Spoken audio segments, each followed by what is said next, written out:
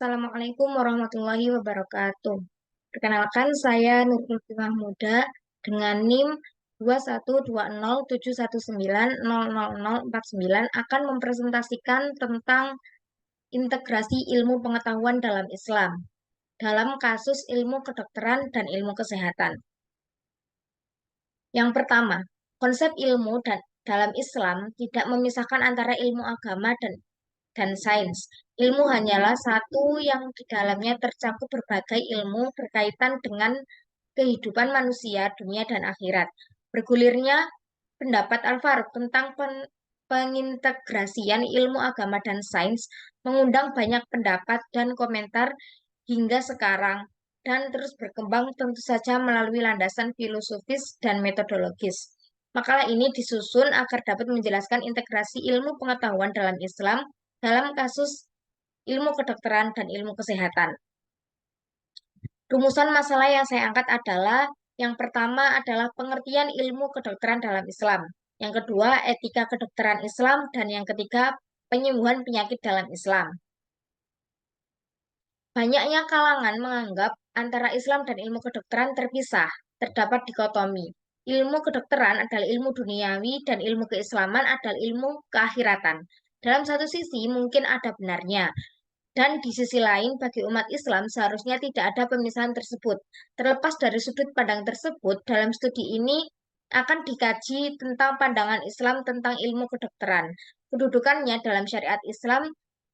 Jika demikian halnya, dapatkah ditetapkan bahwa ilmu kedokteran merupakan bagian dari syariat Islam? Dapatkah pula dinyatakan bahwa Nabi Muhammad SAW adalah ahli kedokteran atau menguasai bidang kedokteran? Bagaimana para ulama menetapkan hukum belajar ilmu kedokteran? Dari sisi lain, seberapa sinergisnya hubungan antara ulama dan dokter yang saling memerlukan kontribusinya untuk tugas mereka masing-masing?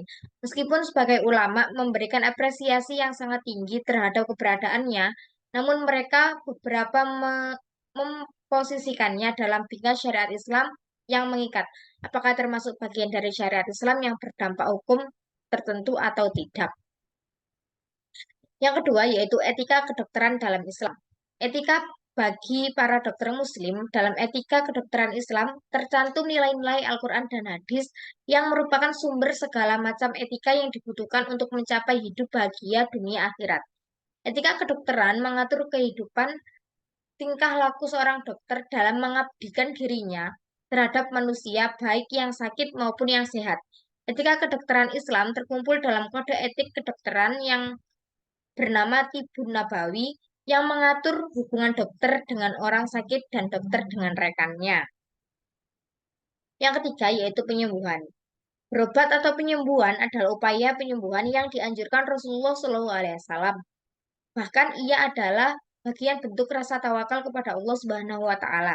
Akan tetapi, berobat dilarang dengan menggunakan obat dari najis atau yang terbuat dari benda-benda yang diharamkan Islam. Pada saat darurat, maka Islam memberikan rukhsah atau kelonggaran untuk berobat dengan yang haram dengan beberapa persyaratan kondisi darurat yang sudah dijelaskan para ulama. Kecuali khomer, maka khomer tetap tidak bisa dijadikan sebagai obat. Karena dalam khomer tidak terpenuhi syarat-syarat darurat. Kesimpulannya adalah Al-Ghazali adalah ulama besar samudera ilmu pengetahuan yang menguasai disiplin ilmu. Integrasi ilmu bukannya sebatas konsep mengkristal dalam dirinya. Menurutnya mempelajari membidangi sains bersifat fardu kifayah sederajat dengan menelaah ilmu usul, hadis, ikhtisyad, siyasah dan sebagainya. Siasah dan sebagainya. Dalam arti kewajiban yang mengikat pada seluruh umat Islam dan menjadi gugur apabila sudah ada sebagian umat yang mendalaminya. Kendati pun mempelajari ilmu sains termasuk fardu kifayah, tetapi tidak boleh dikesampingkan atau dinomorduakan apalagi ditinggalkan. Bahkan dinilai utama dalam mengkaji dan mengembangkan ilmu sains sehingga membuahkan manfaat besar bagi umat Islam dan umat manusia seluruhnya. Di samping itu, mempelajari ilmu sains seperti kimia, fisika, matematika, biologi, astronomi, anatomi, geografi, kedokteran, dan sebagainya merupakan anjuran dan perintah Al-Quran. Belajar, mengajar, menelaah, mengkaji, dan meneliti dalam rangka mendalami, menyebarkan, dan mengembangkan ilmu itu dapat dinilai ibadah dan menjadi ladang pahala, asalkan aktivitas itu semua dilandasi niat yang mulia. Sebab semakin banyak umat Islam yang menguasai ilmu agama dan sains, menjadi potensi besar dalam memajukan dan meninggikan derajat umat Islam dan Islam itu sendiri. Terima kasih, demikian presentasi yang saya sampaikan. Wassalamualaikum warahmatullahi wabarakatuh.